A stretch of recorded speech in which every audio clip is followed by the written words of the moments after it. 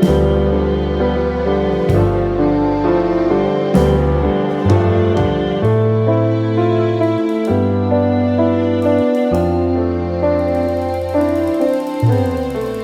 എല്ലാ പ്രേക്ഷകർക്കും സ്വാഗതം. നമ്മളെന്ന് വെച്ചാൽ ഇന്ന് നമുക്ക് വളരെ സ്പെഷ്യൽ ആയിട്ടുള്ള ഒരു വീഡിയോ ആണ്. ഇതുവരെ നമ്മൾ പറയാത്ത, അല്ലെങ്കിൽ ഇതുവരെ നമ്മൾ ഒരിക്കലും പ്രേക്ഷകരോട് നമ്മൾ പങ്കുവയ്ക്കാത്ത കുറച്ച് വിശേഷങ്ങളും, അതും വളരെ പ്രധാനപ്പെട്ട വിശേഷങ്ങളാണ് ഇപ്പോൾ ഞങ്ങളെ സംബന്ധിച്ച് പറഞ്ഞാൽ. അപ്പോൾ അതാണ് ഇപ്പോൾ ഇന്നത്തെ നമ്മളെ വീഡിയോ. അപ്പോൾ നമ്മൾ ഇന്നത്തെ വീഡിയോ ഇവിടെ ആരംഭിക്കുകയും, അപ്പോൾ നമ്മൾ വെച്ചാൽ ഇപ്പോൾ ഇന്ന് നമ്മൾ സാധാരണ ഇപ്പോൾ നമ്മളെ ഒരു ദിവസത്തെ കാഴ്ചകൾ, ഇപ്പോൾ അമ്മേൻ്റെ ഒരു ദിവസത്തെ വിശേഷങ്ങൾ, അങ്ങനെ ആ തരത്തിലുള്ള എല്ലാ വീഡിയോസും നമ്മൾ ചെയ്യുന്നുണ്ട്. പക്ഷേ ആ സമയത്ത് നമ്മൾ കൂടുതലായിട്ടും അത്തരം വീഡിയോകൾ ഞങ്ങളെ ഫാമിലിയായിട്ട് ബന്ധപ്പെട്ട വീഡിയോകളായാലും, അതായത് വീട്ടിലെ കാര്യങ്ങൾ, ഇതൊക്കെ നമ്മൾ ഉൾപ്പെടുത്തുമ്പോഴും നമ്മൾ പറയാത്തൊരു കാര്യമായിരുന്നു ഇത്. ഇപ്പോൾ നമ്മൾ ജീവിച്ചിരിക്കുന്ന ഒരാളെ കാര്യങ്ങളാകുമ്പോൾ വെച്ചാൽ നമുക്ക് അതിനകത്ത് അത് വീഡിയോ ചെയ്ത് അങ്ങനെ പോവാം. നിലവിൽ ജീവിച്ചിരിപ്പില്ലാത്ത ഒരു ആളുകളെ കുറിച്ചുള്ള, ആ ഒരു വ്യക്തികളെ കുറിച്ച് നമ്മൾ എപ്പോഴും നമുക്ക് നിലവിൽ അവരുമായിട്ട് ഇടപെട്ട് ജീവിച്ച ആളുകൾ ഓർമ്മകൾ പങ്കുവെക്കുക. അപ്പോൾ അതിൻ്റെ ഭാഗമായിട്ടും, പിന്നെ ഞങ്ങളെ സംബന്ധിച്ച് എന്നെ സംബന്ധിച്ച് ഏറ്റവും പ്രധാനപ്പെട്ട, നമ്മളിപ്പോൾ ഏറ്റവും പ്രധാനപ്പെട്ട ഒരു വീഡിയോ തന്നെയാണിത് ഇന്നിപ്പോൾ നമ്മൾ ചെയ്യുന്നത്. അപ്പോൾ എന്താ വെച്ചാൽ നമ്മളിപ്പോൾ ഇനി നമ്മളെ വിഷയത്തിലേക്ക് വരാം. ഞാൻ എൻ്റെ അച്ഛനെ കുറിച്ചുള്ള ഓർമ്മകളാണ് ഇന്ന് പങ്കുവയ്ക്കുന്നത്. അതായത് അച്ഛൻ്റെ ആ ഒരു മൊത്തത്തിലുള്ള നമ്മൾ പറയില്ല, ഒരു ജീവിത രീതികൾ, ആ കാലത്ത് എങ്ങനെയായിരുന്നു, മറ്റു കാര്യങ്ങൾ, കുറച്ച് അതുപോലുള്ള വിശേഷങ്ങളാണ് നമ്മൾ പങ്കുവയ്ക്കുന്നത്. ഇപ്പോൾ പന്തലൂരാണ് എൻ്റെയൊക്കെ അച്ഛൻ വീട് എന്ന് പറയുന്നത് പന്തലൂരാണ്. അപ്പോൾ പന്തലൂർ തന്നെ നമ്മളെ തറവാട് വീട് കാണിച്ചിട്ടുണ്ട്. അത് നമ്മളെ പ്രേക്ഷകർ കണ്ടിട്ടുണ്ടല്ലോ. തറവാട് വീടിൻ്റെ ആ ഒരു വീഡിയോൻ്റെ ലിങ്ക് ഞാൻ ഡിസ്ക്രിപ്ഷൻ ബോക്സിൽ കൊടുക്കാം. അപ്പോൾ അവിടെ അല്ലാതെ വേറെ അവിടുന്ന് തന്നെ കുറച്ച് ഒരു ഏകദേശം അധികം നടക്കാനുള്ള ദൂരമേ ഉള്ളൂ. ടൗണിൻ്റെ പന്തലൂർ അങ്ങാടിൻ്റെ അവിടെ ഒക്കെ കഴിഞ്ഞ് വേറെ ഓരോ ഭാഗങ്ങളാണ്. ഇപ്പോൾ സ്കൂളൊക്കെ ഉണ്ട്, ഹൈസ്കൂൾ. അപ്പോൾ ആ ഒരു ഭാഗത്തൊക്കെ ആയിട്ട് അതിൻ്റെയൊക്കെ അടുത്തായിട്ട് കുറച്ച് സ്ഥലം ഉണ്ടായിരുന്നു. അവിടെയായിരുന്നു അച്ഛൻ്റെ വീട്, തറവാടുകളൊക്കെ ആ ഭാഗത്താണ്. അപ്പോൾ പിന്നീടാണ് ഇങ്ങോട്ട് ഇപ്പോൾ നമ്മളിപ്പോൾ വീഡിയോയിൽ കണ്ടിട്ടുള്ള ഞങ്ങളുടെ തറവാട് വീട്, ഞാനൊക്കെ ജനിച്ചു വളർന്ന ആ ഒരു വീട്ടിലേക്ക് ഞങ്ങൾ താമസം മാറിയത്. അതിന് മുമ്പ് പന്തലൂരിൽ തന്നെയുള്ള മറ്റു ഒന്ന് രണ്ട് വീടുകളുണ്ടായിരുന്നു. അതും ഞങ്ങളെ തറവാട് തന്നെയായിരുന്നു. അപ്പോൾ അച്ഛൻ്റെയൊക്കെ കാലത്തില്ലേ അവിടെയായിരുന്നു ആദ്യം താമസിച്ചിരുന്നത്. ആ ഒരു കുട്ടിക്കാലത്തൊക്കെ ഉള്ള, പിന്നെ സ്കൂൾ പഠനം കാര്യങ്ങൾ, അങ്ങനെയുള്ള കാര്യങ്ങളൊക്കെ വരുന്നൊരു കാലത്തെ കാര്യമാണ് ഇപ്പോൾ നമ്മൾ പറയുന്നത്. അപ്പോൾ ആ സ്കൂൾ കാലഘട്ടത്തിൻ്റെ കാര്യത്തിൽ അന്നത്തെ കാലത്ത് നമ്മൾ ഇന്നത്തെ പോലെ ഒന്നല്ലല്ലോ, വളരെ വർഷങ്ങൾക്ക് മുമ്പത്തെ കാര്യമാണല്ലോ അപ്പോൾ നമ്മൾ പറയുന്നത്. അത്രയധികം വർഷങ്ങൾക്ക് മുമ്പത്തെ ഒരു കാര്യമാണ്. സ്കൂൾ കാലഘട്ടത്തിൽ എങ്ങനെ വെച്ചാൽ അന്ന് പിന്നെ കഴിഞ്ഞൊരു 8ാം ക്ലാസ് വരെയാണ് പഠിച്ചിരുന്നത് എന്നാണ്. അപ്പോൾ നമ്മളിപ്പോൾ ഈ പറയുന്ന എല്ലാ വിവരങ്ങളും നമ്മൾക്ക്, എനിക്കാണെങ്കിലും പറഞ്ഞു കേട്ട അറിവുകൾ, കാരണം നമ്മൾ ജനിച്ച് ഇന്നൊക്കെ എത്രയോ മുമ്പുള്ള കാര്യങ്ങളാണ് ഇപ്പോൾ നമ്മൾ പറയുന്നത്. അപ്പോൾ അങ്ങനെയുള്ള കാര്യങ്ങൾ ഇന്നത്തെ ഈ വിവരങ്ങൾ എങ്ങനെ വെച്ചാൽ നമ്മളെ അമ്മയ്ക്ക് അറിയുന്ന വിവരങ്ങൾ, അതുപോലെ അച്ഛൻ്റെ കുടുംബത്തിനുള്ള, അതായത് ഇപ്പോൾ അച്ഛൻ്റെ പെങ്ങള്, അച്ഛൻ്റെ അനിയൻ, അങ്ങനെയുള്ള അവർ ഇന്ന് ജീവിച്ചിരിക്കുന്നവർ, അവരിൽ നിന്ന്, അതുപോലെ നമ്മുടെ നാട്ടിലുള്ള ഏറ്റവും അച്ഛൻ്റെ അടുത്ത സുഹൃത്തുക്കൾ, ആ കാലത്തുള്ള സഹപാഠികളുണ്ടല്ലോ. അപ്പോൾ നമ്മുടെ നാട്ടിലാകുമ്പോൾ അങ്ങനെയാണല്ലോ. അപ്പം അത്തരം ആളുകളിൽ നിന്നൊക്കെ കിട്ടുന്ന വിവരങ്ങൾ എല്ലാം കൂടി നമ്മൾ ക്രോഡീകരിച്ചിട്ടാണ് നമ്മൾ ഈ വിവരങ്ങളൊക്കെ ഇപ്പോൾ ഞാൻ പറയുന്നത്. നമുക്ക് അറിയുന്നതാണ് ഇത്. ഇപ്പോൾ ക്രോഡീകരിച്ചെടുത്തു എന്നല്ല പറഞ്ഞത്, നേരത്തെ കുട്ടിക്കാലം മുതൽക്ക് നമുക്ക് കേട്ട് ഉള്ള അറിവ്, ആ അറിവുകളെല്ലാം കൂടി ചേർത്തുകൊണ്ട് ഞാനിപ്പോൾ പറയുകയാണ്. അപ്പോൾ എന്ന് വെച്ചാൽ ആദ്യകാലത്ത് അപ്പം അങ്ങനെ LP സ്കൂള്, അതുപോലെ UP സ്കൂള് അതൊക്കെ കഴിഞ്ഞ, പിന്നെ അന്നത്തെ കാലത്ത് ഈ പറഞ്ഞു കേട്ട അറിവ് വെച്ച് തന്നെ പറയുകയാണെങ്കിൽ നമുക്ക് 8ാം ക്ലാസ് വരെ ഉള്ളൊരു കാലമുണ്ട്. അന്ന് ഈ SLCൻ്റെ പോലെ ഇന്നിപ്പോൾ നമുക്ക് 10ാം ക്ലാസ് ഒക്കെ ആണല്ലോ. അന്നത്തെ കാലത്ത് ഒരു 8ാം ക്ലാസ് ആണ്. അത് കഴിഞ്ഞിട്ടുള്ള ഹയർ സ്റ്റഡീസ് കാര്യങ്ങളൊക്കെ വളരെ ചുരുക്കമായിട്ട് ആ കാലത്ത് ചെയ്യാനുള്ള സംവിധാനങ്ങളും, അല്ലെങ്കിൽ നമുക്ക് അതിനുള്ള സൗകര്യങ്ങളും വളരെ ചുരുക്കമാണ്. അപ്പോൾ 8ാം ക്ലാസ് എന്ന് പറഞ്ഞു കഴിഞ്ഞാൽ SLC, നമ്മളൊരു ഇന്നത്തെ SLC എന്നുള്ള രൂപത്തിൽ മാത്രമല്ല, അന്ന് പരിമിതമായ അറിവ് ശേഖരിക്കാനുള്ള മാർഗങ്ങളല്ലേ അന്നുള്ളൂ. അപ്പോൾ അതുകൊണ്ട് അന്നത്തെ അറിവുള്ളവർക്ക് നല്ല അത്യാവശ്യം അവർ നല്ല ഗതികെട്ടിട്ടാണ്, അതായത് നമ്മൾ പറയില്ല, നല്ല കഷ്ടപ്പെട്ടുകൊണ്ടാണ് അവർ ആ അറിവുകളൊക്കെ ശേഖരിക്കുന്നത്. അപ്പോൾ അതുകൊണ്ട് അത്യാവശ്യം ഈ 8ാം ക്ലാസ് എന്ന് പറഞ്ഞു കഴിഞ്ഞാൽ അന്നത്തെ നല്ല ഇതാണ്. അപ്പോൾ അതുവരെയാണ് പഠിച്ചിട്ടുള്ളത്. പിന്നെ അത് കഴിഞ്ഞ് അന്നത്തെ കാലത്ത് പിന്നെ ജോലിക്കൊക്കെ അങ്ങനെയുള്ളൂ. പിന്നീടാണ് അങ്ങനെ ആ പഠനം കാര്യങ്ങളൊക്കെ അങ്ങനെയാണ്. അപ്പോൾ അത് കഴിഞ്ഞു പിന്നെ അച്ഛൻ്റെ ജ്യേഷ്ഠനുണ്ട്, അച്ഛൻ്റെ അനിയൻ, പിന്നെ അച്ഛൻ്റെ 2 സഹോദരിമാർ. അങ്ങനെ അപ്പം അവരൊക്കെ ആ ഒരു കാലത്ത് അങ്ങനെയുള്ള കാര്യങ്ങളൊക്കെ കഴിഞ്ഞു കുടുംബജീവിതത്തിലേക്ക് കാര്യങ്ങളൊക്കെ കടക്കുന്നല്ലേ ഉള്ളൂ.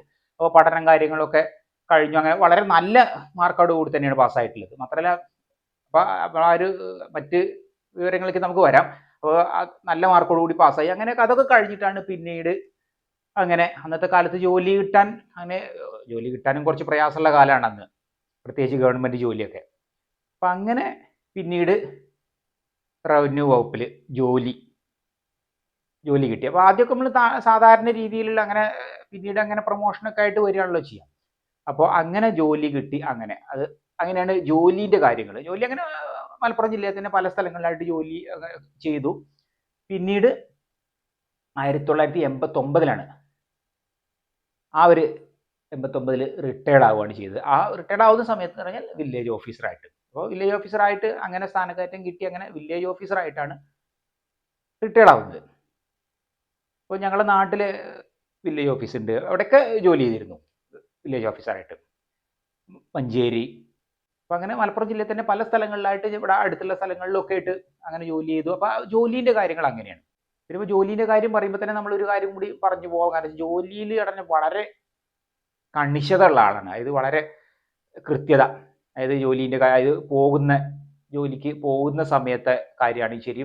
അത് കഴിഞ്ഞ് അത്രയും അതായത് അതിലൊക്കെ വളരെ കൃത്യത ഉള്ള ആളാണ്. വളരെ നല്ല സത്യസന്ധമായിട്ട് ജോലി ചെയ്തിരുന്നു. അതൊക്കെ ഡിപ്പാർട്ട്മെന്റിൽ ജോലി ചെയ്തിരുന്ന ആളുകളിൽ നിന്ന് തന്നെ, അതായത് ഉദ്യോഗസ്ഥരിൽ നിന്ന് നമുക്ക് അറിയാലോ. ആ കാലത്താണെങ്കിൽ പിന്നീടും ഇപ്പം അടുത്ത കാലങ്ങളിൽ വരെ നമ്മൾ എവിടെയെങ്കിലും ഇപ്പോൾ ഞാനും മഞ്ചേരി ആണെങ്കിലും അല്ലെങ്കിൽ മറ്റു സ്ഥലങ്ങളിലൊക്കെ പോകുമ്പോൾ ഇപ്പോൾ ഞങ്ങൾ പന്തലൂർ എന്ന് പറയുമ്പോൾ തന്നെ ഇപ്പം എന്നോടനെ പന്തലൂർ ഇങ്ങനെ ഒരാളുണ്ടല്ലോ എന്ന് പറഞ്ഞിട്ട് അച്ഛൻ്റെ കുറിച്ച് തന്നെ ചോദിക്കലുണ്ട്. അപ്പോഴാണ് പിന്നെ നമ്മൾ പറയാം അങ്ങനെ അപ്പോൾ ആ ഒരു ബന്ധം പിന്നീടാണല്ലോ മനസ്സിലാവുള്ളൂ.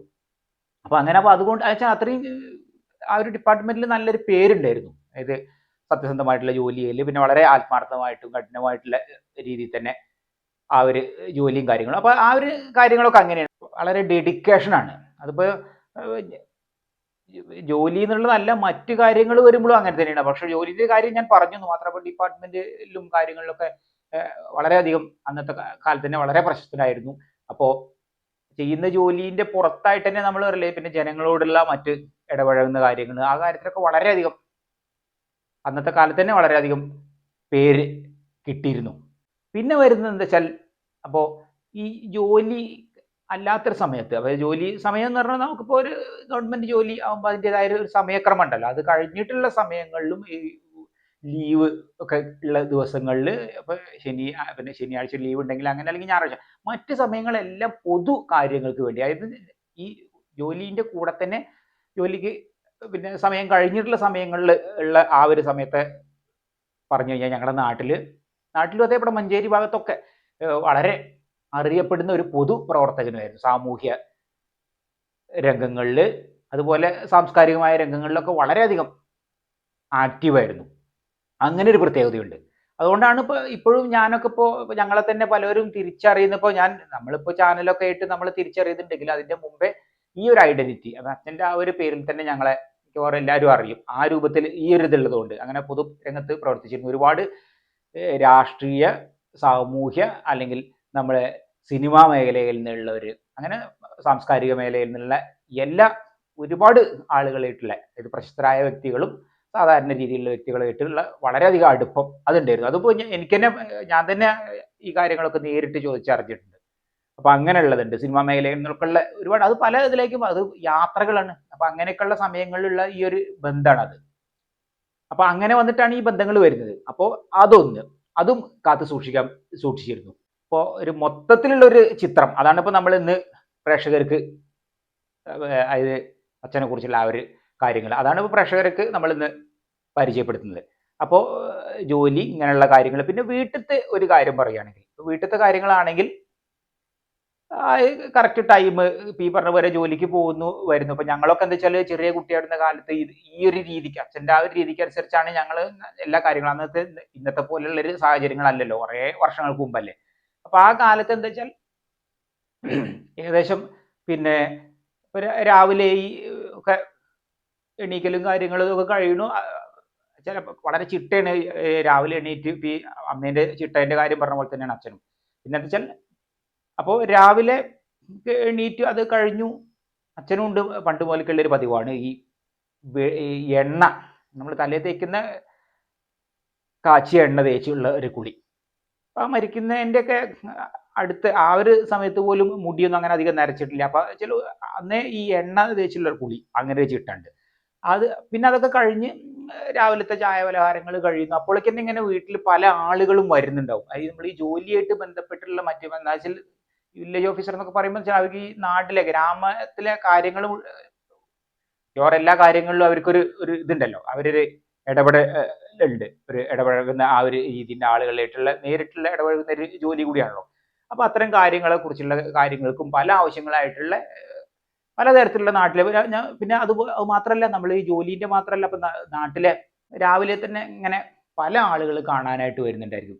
സാമൂഹ്യ സാംസ്കാരിക മേഖലയിലൊക്കെ ഇടപെട്ട് ജീവിക്കുന്ന ആ ഒരു അതുകൊണ്ടുകൂടിയാണ്. അപ്പോൾ രാവിലെയൊക്കെ പല പല കാര്യങ്ങളായിട്ട് അപ്പം അതിനൊക്കെ അങ്ങനെയുള്ള കാര്യങ്ങളൊക്കെ ഉണ്ടായിരിക്കും. അപ്പം അതൊക്കെ രാവിലെ അങ്ങനെ ഒരുപാട് പേര് രാവിലെ തന്നെ ഉണ്ടാവും. അപ്പം അങ്ങനെയുള്ള കാര്യങ്ങൾ അപ്പം അതൊക്കെ കഴിഞ്ഞ് പിന്നെ ഇതൊക്കെ കഴിഞ്ഞ് സാധാരണ ജോലിക്ക് ഇപ്പം നമ്മൾ ജോലിക്ക് ഒക്കെ മിക്കവാറും ഒക്കെ അടുത്തടുത്ത സ്ഥലങ്ങളിലാണ് അന്നത്തെ കാലത്തും. അപ്പം വെച്ചാൽ ബസ് യാത്രയാണ്. അപ്പോൾ ബസ്സിന് പോകേണ്ട ആ ഒരു ദൂരത്തിലായിരിക്കുമല്ലോ. അപ്പം അന്നൊന്നും ഇപ്പോൾ വാഹനങ്ങളൊന്നുമില്ല, സ്വന്തമായ വാഹനങ്ങളൊന്നും അങ്ങനെ അധികം ഉള്ളൊരു സമയം കൂടി അല്ലല്ലോ. അപ്പം അങ്ങനെ ജോലിക്ക് പോകുന്നു. ജോലിക്ക് പോയി ജോലി അങ്ങനെ ആ കാര്യങ്ങളായി. പിന്നെ അടുത്തൊക്കെ ആണെങ്കിൽ ഞങ്ങളെ വീടിൻ്റെ, അതായത് ഞങ്ങൾ പന്തലൂരിൽ തന്നെ ഒരു വില്ലേജ് ഓഫീസുണ്ട്, മുടിക്കോട് എന്ന് പറഞ്ഞ ഒരു സ്ഥലത്ത്. അപ്പോൾ അവിടെയൊക്കെ ആണെങ്കിൽ വീട്ടിലേക്ക് ഉച്ചയ്ക്ക് ഭക്ഷണം കഴിക്കാൻ വളരെ ചുരുക്കമായിട്ട് വരും. അങ്ങനെ അധികം വരലില്ല, എന്നാലും അല്ലെങ്കിൽ കൂടുതൽ ഹോട്ടലിൽ നിന്ന് കഴിക്കുക. അത് നല്ല അതായത് സ്ഥിരമായിട്ട് കഴിക്കുന്ന ഹോട്ടലുകളും ഉണ്ട്. അപ്പോൾ അങ്ങനെയാണ്. അപ്പോൾ ഭക്ഷണത്തിൻ്റെ കാര്യത്തിൽ ഇപ്പം എങ്ങനെയാ വെച്ചാൽ അത്ര നിർബന്ധമുള്ള ആളല്ല, അങ്ങനെയുണ്ട്. അപ്പം അമ്മയ്ക്കൊക്കെ ആണെങ്കിൽ കുറച്ചും കൂടി ഭക്ഷണത്തിൽ നിർബന്ധമുണ്ട്. അപ്പോൾ ഇന്ന ഭക്ഷണം ഇതിപ്പോൾ മീൻ വാങ്ങിക്കാന്ന് പറഞ്ഞ മീൻ പക്ഷേ അച്ഛന് പിന്നെ അങ്ങനത്തെ ഇതില്ല. എന്താണെന്ന് വെച്ചാൽ ആ ഭക്ഷണം കഴിക്കാത്രേ ഉള്ളൂ. അത് വൃത്തിയായിട്ട് കിട്ടണം എന്നുള്ള ഒരു ഇതുണ്ട്. അപ്പോൾ വീട്ടിലാണെങ്കിൽ അങ്ങനെ തന്നെയാണ്, വളരെ വൃത്തിയായിട്ട് ഈ ഭക്ഷണം കിട്ടണം, ടേസ്റ്റ് അല്ല പ്രധാനം. അപ്പം അങ്ങനെ ആ ഒരു ശീലം. അപ്പോൾ ഉച്ചയ്ക്ക് ഭക്ഷണം കഴിക്കാൻ ഒന്നുമില്ല, അല്ലെങ്കിൽ ഹോട്ടലിൽ നിന്ന് അത്രയും പരിചയമുള്ള ഹോട്ടലുകളുണ്ട്. അപ്പോൾ നാട്ടിൽ തന്നെയുള്ള ആദ്യകാലം മുതൽക്കുള്ള ഹോട്ടലാണ് ഞങ്ങളുടെ നാട്ടിൽ. അപ്പോൾ അവിടെ നിന്നൊക്കെയാണ് സ്ഥിരമായിട്ട് കഴിക്കുക. അങ്ങനെയൊക്കെ ഒരു ഇതുണ്ട്, സ്ഥിരമായിട്ട് ഒരേ സ്ഥലത്ത് നിന്ന് കഴിക്കുള്ളൂ. അപ്പോൾ അതൊക്കെ കഴിഞ്ഞ് വന്നപ്പോൾ ഇന്ന ഭക്ഷണം കഴിക്കുക അങ്ങനത്തെ ഒന്നുമില്ല. നോൺ വെജ് വെജൊക്കെ എല്ലാം കഴിക്കുന്നതാണ്. അത്യാവശ്യം എല്ലാ തരത്തിലുള്ള ഭക്ഷണങ്ങളും കഴിക്കുന്നു. പിന്നെ അധികം അത്ര അധികം ഒരു ഭയങ്കര ഇപ്പോൾ ഭയങ്കരമായിട്ട് ഭക്ഷണം കഴിക്കുക അങ്ങനത്തെ ശീലങ്ങളൊന്നുമില്ല. ആവശ്യത്തിന് ചിലപ്പോൾ ചില സമയങ്ങളിൽ ഭക്ഷണം കഴിക്കാത്ത സമയങ്ങളുണ്ട്. ഈ പറഞ്ഞ മാതിരി ഇങ്ങനെ ജോലി തിരക്ക്, മറ്റെന്തെങ്കിലും ഈ പൊതുരംഗത്തൊക്കെ ഇടപെട്ട് ജീവിക്കുന്ന ആളുകളാകുമ്പോൾ അങ്ങനെ ഉണ്ടല്ലോ. അപ്പോൾ അതൊക്കെ അങ്ങനത്തെ സമയത്ത് ഇത് ഒഴിവാക്കും. അപ്പം അമ്മേൻ്റെ പോലെയുള്ള ആ ശീലങ്ങളില്ല. അതായത് കറക്റ്റ് ടൈമിങ് എന്നുള്ളത് അങ്ങനെ എല്ലാ സമയത്തും വരില്ല. ഇങ്ങനെയുള്ള ബുദ്ധിമുട്ട് വരുമ്പോൾ അതും അങ്ങനെ പോകും. വൈകിട്ട് വരുമ്പോൾ എങ്ങനെ വെച്ചാൽ, വൈകിട്ട് ഇപ്പോൾ ഒരു ഓഫീസ് ടൈം ഉണ്ടല്ലോ, അപ്പോൾ അത് കഴിഞ്ഞൊക്കെ വന്നു. അപ്പോൾ അത് വൈകിട്ടത്തെ ഒരു കാര്യം എന്ന് വെച്ചാൽ നേരെ വീട്ടിലേക്ക് വരിക എന്ന് മാത്രമേ ഉള്ളൂ. വീട്ടിലേക്ക് നേരെ വന്നു കഴിഞ്ഞ് സാധാരണ നമ്മളൊരു മേലെഴുകലൊക്കെ ഉണ്ടല്ലോ, മേലെഴുകലൊക്കെ കഴിഞ്ഞ് വൈകിട്ട് പിന്നെ എന്തെങ്കിലും ചായ പലഹാരങ്ങൾ എന്തെങ്കിലും കഴിക്കുന്നു, അങ്ങനെയാണ്. അത് കഴിഞ്ഞാൽ പിന്നെ നേരെ ഞങ്ങളെ നാട്ടിൽ അങ്ങാടി, നമ്മൾ അന്നത്തെ കാലത്ത് അങ്ങനെയാണല്ലോ. അപ്പോൾ ചെറിയ ഗ്രാമമല്ലേ, അപ്പം അവിടെ ഇറങ്ങുന്നു. പിന്നെ ഈ പൊതു കാര്യങ്ങളായിട്ട് ബന്ധപ്പെട്ടാണ് ജോലി സമയം കഴിഞ്ഞ് വന്നു കഴിഞ്ഞാൽ പിന്നെ ഈ പൊതു കാര്യങ്ങളായിട്ട് ബന്ധപ്പെട്ട നാട്ടിലെ പല പല കാര്യങ്ങളുണ്ടായിരിക്കും. ഒരുപാട് ഇതായിട്ട് ബന്ധപ്പെട്ട് പിന്നെ അന്ന് പ്രവർത്തിച്ചിരുന്നു. അപ്പം അതുകൊണ്ട് അത്തരം കാര്യങ്ങളിൽ ഇടപെട്ടുകൊണ്ടുള്ള കാര്യങ്ങളാണ്. അതിൻ്റെയൊക്കെ അത്തരം കാര്യങ്ങളൊക്കെ ചെയ്യുന്നത്. അത് കഴിഞ്ഞ് രാത്രി വരുന്ന സമയത്തിൽ അത് നമുക്ക് പറയാൻ പറ്റില്ല. കാരണം വെച്ചാൽ ഓരോ കാര്യങ്ങളായിരിക്കും. ചില ദിവസങ്ങളിൽ രാത്രി 11 മണിയാവാം, 12 മണിയാവാം, 2 മണിയാവാം, 3 മണിയാവാം, അല്ലെങ്കിൽ നോർമലി ഒരു 8:30, 9 മണിക്ക് വരുന്നു. കാരണം ഇങ്ങനെയുള്ള വിഷയങ്ങൾ ഇടപെടുന്നുണ്ട്. അപ്പോൾ ചിലപ്പോൾ അങ്ങനെ ഈ നാട്ടിൽ എന്തെങ്കിലും ചിലപ്പോൾ വല്ല മരണം നടക്കുന്ന വീടുകളിലായിരിക്കാം, അങ്ങനെ പലതരത്തിലുള്ള വിഷയങ്ങൾ, ചിലപ്പോൾ കല്യാണ വീടുകളിൽ അല്ലെങ്കിൽ എവിടെ പോയാലും അത്രയും ആക്റ്റീവായിട്ട് നിൽക്കുന്ന അങ്ങനത്തെ ഒരു രീതി കൂടി ഉണ്ട്. അതാണ് അടുത്ത അങ്ങനത്തെ ഒരു ആ ഇതിലേക്കാണ് നമ്മൾ കിടക്കുന്നത്. അപ്പോൾ എന്താ വെച്ചാൽ ഏത് ഒരു കാര്യത്തിലും അപ്പോൾ അതാണ് ഞാനും ശ്രദ്ധിച്ചിട്ടുള്ളതാണ് എൻ്റെ ആ ഒരു അപ്പം ഞാൻ അച്ഛൻ മരിക്കുന്നതിൻ്റെ ആ ഇതുവരെയുള്ളതിൽ പറഞ്ഞാൽ അത്യാവശ്യം കുറച്ചൊക്കെ ഒരു എനിക്ക് ഓർമ്മയുണ്ട്. ആ ഒരു കാലത്തായതുകൊണ്ട് അപ്പോൾ അതുവരെയൊക്കെയുള്ള തന്നെ ഞാൻ ശ്രദ്ധിച്ചിട്ടുണ്ട്. പിന്നെ പൊതുവെ ഇപ്പം ഞാൻ പറഞ്ഞില്ലേ, നമ്മുടെ നാട്ടിലുള്ള എല്ലാവർക്കും അറിയുന്നതാണ്. ഞാനിപ്പോൾ നമ്മളെക്കുറിച്ച് നേരെ ഡയറക്റ്റ് അറിയാത്ത പ്രേക്ഷകർക്ക് വേണ്ടിയിട്ട് മാത്രം പറയാന്ന് എളുപ്പം. ഞങ്ങളുടെ നാട്ടിലുള്ള കാര്യം ഇപ്പോൾ നമ്മൾ ഈ വീഡിയോ കാണുന്നവർക്ക് എല്ലാവർക്കും അറിയുന്ന കാര്യങ്ങളാണത്. നാട്ടിലും അതുപോലെ ഞങ്ങളെ കുടുംബത്തിലുള്ളവർക്കും എല്ലാവർക്കും അത്രയും പരിചിതമായ കാര്യങ്ങളാണ്. കാരണം അങ്ങനെയാണ്. അല്ലാണ്ട് നമ്മളിപ്പോൾ അച്ഛനെയൊക്കെ സംബന്ധിച്ച് വെച്ചാൽ രാവിലെ ജോലിക്ക് പോയി വൈകിട്ട് വീട്ടിലേക്ക് വന്നു, അത് കഴിഞ്ഞ് പിന്നെ രാവിലെ പോയി, ആ ഒരു രീതിയിലുള്ള ജീവിതം ആയിരുന്നില്ല. പൊതുവെ ആ കാലത്തും അങ്ങനെയാണല്ലോ, പക്ഷെ അച്ഛൻ പ്രത്യേകിച്ചും അങ്ങനെയാണ്. അപ്പൊ ഞാനൊക്കെ ചില ദിവസങ്ങളിൽ രാവിലെ എണീക്കുമ്പോൾ വീട്ടിലുണ്ടാവില്ല അച്ഛൻ. അച്ഛൻ ഇങ്ങനെ അപ്പം എന്ത് ചെയ്യും, അത്യാവശ്യങ്ങൾ പോയിട്ടുണ്ടെങ്കിൽ പിന്നെ നേരെ ജോലിക്ക് അവിടുന്ന് അങ്ങോട്ട് പോവുക ചെയ്യുക. അത് കഴിഞ്ഞ് വൈകിട്ടും ചിലപ്പോൾ കാണില്ല. ചില ദിവസങ്ങളിൽ കാണുന്നില്ല, കാരണം ഇങ്ങനെയുള്ള കാര്യങ്ങളിലുണ്ട്, പൊതു രംഗത്ത് കൂടി പ്രവർത്തിച്ചതുകൊണ്ട്. നാട്ടിൽ എന്തെങ്കിലും ഒരു കാര്യത്തിൽ ഇപ്പൊ നമ്മളൊരു കാര്യത്തിന് ഏൽപ്പിച്ചു കഴിഞ്ഞാൽ, ഇപ്പോൾ അത് പലതരത്തിലുള്ള വിഷയങ്ങളായിരിക്കാം. ചിലപ്പോൾ നമുക്ക് ഇനിയിപ്പോ ഒരു ഉദാഹരണത്തിന് പറയാം, നമ്മളൊരു കല്യാണ വീട്ടിലെ കാര്യങ്ങൾ ഏൽപ്പിക്കുകയാണെങ്കിൽ ആ കാര്യത്തിലാണെങ്കിലും നമ്മൾ എന്താണോ ഏൽക്കുന്നത്, അത് നമ്മൾ അങ്ങനതായിട്ടല്ല, നമ്മളൊരു ജോലിയായിട്ടല്ല ഏൽക്കുന്നത്. നമ്മുടെ നാട്ടിലാണ് അങ്ങോട്ടും ഇങ്ങോട്ടുള്ള സൗഹാർദ്ദത്തിന് വേണ്ടി ചെയ്യുന്ന ഏത് കാര്യം ഏറ്റു കഴിഞ്ഞാലും വളരെ ക്ലിയർ ആണ്. പിന്നെ ആ ഭാഗത്തേക്ക് വേറൊരാൾ നോക്കേണ്ട ആവശ്യമില്ല. അപ്പൊ നമ്മളിപ്പോ എന്തെങ്കിലും ഒരു കാര്യം ചെയ്യാന്നുണ്ടെങ്കിൽ അത് ഞാനൊക്കെ വളരെയധികം ശ്രദ്ധിച്ചിട്ടുള്ള ഒരു കാര്യമാണ് അത്. പിന്നെ നമ്മൾ അത് റിട്ടയർഡ് ആയതിന്റെ ശേഷമൊക്കെ ഒരുപാട് ഇതേമാതിരി പൊതു കാര്യങ്ങൾ, പിന്നെ മുഴുവൻ സമയം പൊതുകാര്യത്തിൽ തന്നെയായിരുന്നു.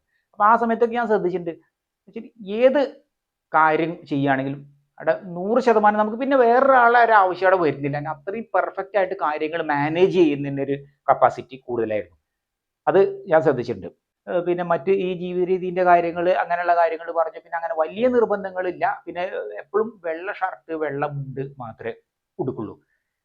അത് തന്നെ കൂടുതലും വെള്ള ഷർട്ടൊക്കെ അന്നത്തെ കാലത്ത് നമ്മൾ ഈ ഗൾഫിൽ നിന്നൊക്കെ വരുന്ന ആളുകൾ, അത് എല്ലാവരും എല്ലാ വിഭാഗത്തിലുള്ള ആളുകളായിട്ടും യാതൊരു പക്ഷാഭേദം വേർതിരിവില്ലാതെ സൗഹൃദം ഉണ്ടായിരുന്നൊരു വ്യക്തി കൂടിയായിരുന്നു. അതാണ് ഏറ്റവും എടുത്തു പറയേണ്ടത്. ഞങ്ങളുടെ നാട്ടിൽ തന്നെ ഏറ്റവും കൂടുതൽ ആളുകൾ ആ ഒരു കാര്യമാണ് എപ്പോഴും.